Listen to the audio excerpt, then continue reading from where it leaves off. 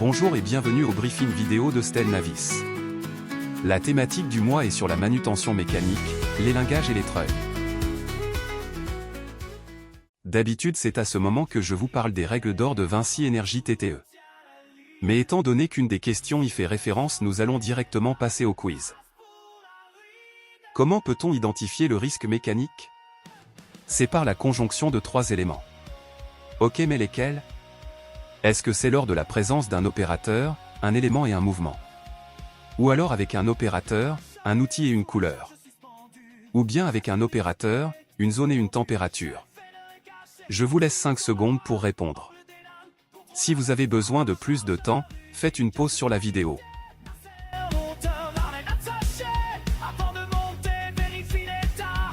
La bonne réponse est la A. C'est comme pour le triangle du feu, lorsque vous supprimez un de ces 3 éléments, le risque disparaît. Voici 3 exemples concrets possibles sur nos chantiers. En conduite nacelle, il peut y avoir une personne, la nacelle est celle-ci en mouvement. Deuxième exemple, lors de l'utilisation d'élingues, il y a une personne, une charge et celle-ci en mouvement. Troisième exemple, lors de l'utilisation d'un treuil, d'un cabestan avec une personne, le treuil et la corde en mouvement. Soyons vigilants sur nos chantiers et je vous rappelle, car c'est très important, qu'il suffit de soustraire un de ces éléments pour supprimer le risque. Deuxième question. Quel est le risque principal si on passe sous une charge suspendue? Se faire éclabousser. Se faire écraser. Ou alors se faire électrocuter. Je vous laisse 5 secondes pour répondre. Pensez à faire une pause si besoin.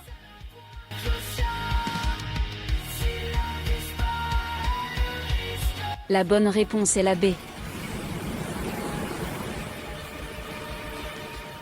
Nous avons du personnel formé et habilité à l'utilisation de chargeuses pour transporter des tourets et de nacelles pour atteindre des zones en hauteur. Pour ces 2 cas, la chute d'objets et de matériel est malheureusement possible. Prochaine question. Qui peut donner les consignes pour un levage avec élingue? Et que c'est n'importe quel opérateur? Ou alors c'est le responsable du chantier? Ou bien c'est le chef élingage? Je vous laisse 5 secondes pour répondre.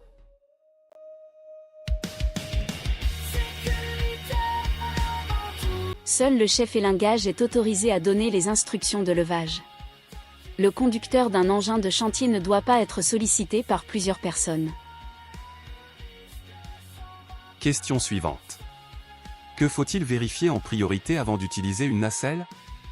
Est-ce le niveau d'essence? Ou bien l'état de la machine et du harnais? Ou alors la météo? Je vous laisse 5 secondes pour répondre.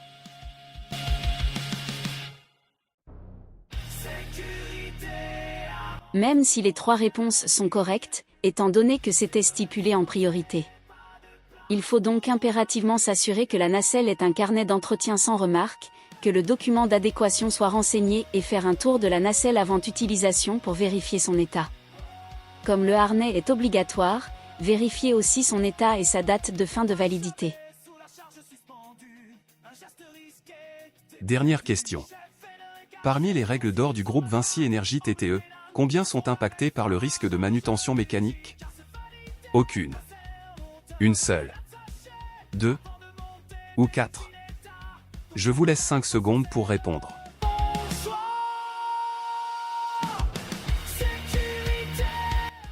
Quatre règles d'or ont un lien avec le risque de manutention mécanique. Le premier est lié aux masses en mouvement et il stipule que je dois rester à distance de toute opération de levage et je ne reste pas dans la direction des efforts.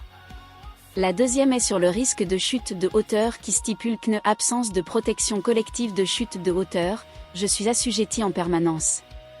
La troisième est sur les EPC et sur le port des EPI qui stipule que je mets en place les EPC pour tous, tiers compris, et je porte mes EPI. Et la dernière est sur les engins de chantier qui stipule que je m'attache avec la ceinture de sécurité dans tous les engins équipés. J'espère que vous avez eu tout bon à ce quiz. Maintenant nous allons finir par quelques points clés à mémoriser. Pour la manutention mécanique. Seul le personnel étant formé et autorisé via le passeport sécurité a le droit d'utiliser ces machines, chargeuses, nacelles et gerbeurs. Vérifiez l'état des machines et respectez les charges maximum pour chaque machine. Pour l'élingage, seul un chef de manœuvre élingage est autorisé à donner des consignes. Il ne faut jamais passer sous une charge suspendue, même brièvement. Avant utilisation, vérifiez l'état des élingues, l'usure. Et pour le dernier risque à l'utilisation des treuils et cabestans, il faut s'assurer que l'ancrage est suffisant. Ne jamais se placer dans l'axe de traction. Et pour les treuils thermiques, il faut impérativement un extincteur à proximité. Vous avez besoin d'avoir signé plusieurs instructions particulières pour le risque de manutention mécanique, pour l'élingage et pour l'utilisation de treuils. Pour la nacelle, il faut avoir fait Navis F16, utilisation d'un harnais, et Navis F17, utilisation d'une plateforme élévatrice mobile de personnes, PEMP. Navis F18, pour l'utilisation d'une chargeuse. Navis F129, utilisation d'un gerbeur. Et la dernière instruction particulière à connaître est Navis F22, chef de manœuvre élingage. Un document existe aussi à destination du responsable de chantier pour choisir la nacelle la plus adaptée pour leurs travaux, Navis F140, document d'adéquation d'une PEMP.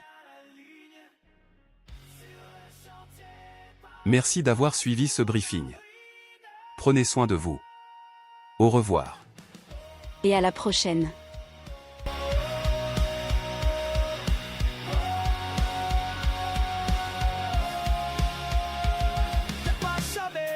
Charge suspendue, un geste risqué, t'es perdu. Chef et le caché, consignes sont la loi. Angle des lames, contrôle avec foi. Charge rugie, car c'est valide.